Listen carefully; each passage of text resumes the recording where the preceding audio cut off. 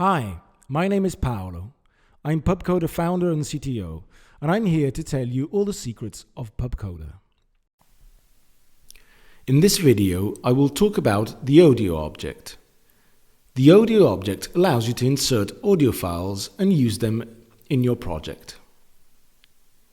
Select the object from the Objects panel and drag it on the stage. For your audio file, we suggest using the MP3 format as it is compatible with most used readers, browsers and operating systems. To insert an audio in the object, click on the object and click on Sound in the Selection panel. Then select the audio file either from the asset library or from your computer.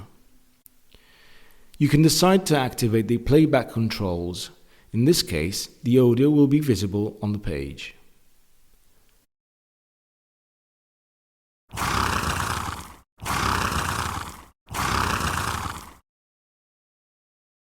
Alternatively, you can decide to set your own playback controls and trigger playback using an action called Play Audio File.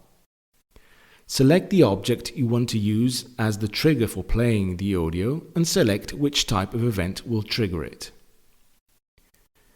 There are 4 kinds of actions for the audio object. Set audio volume, which sets the volume of the audio. Pause audio. Search audio, which moves the playback to the specified instance of the audio file.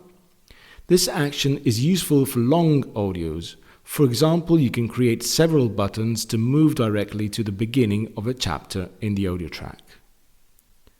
Play interrupt audio, which pauses an audio object, resuming from the point where playback was interrupted, or suspends playback if the object is already playing.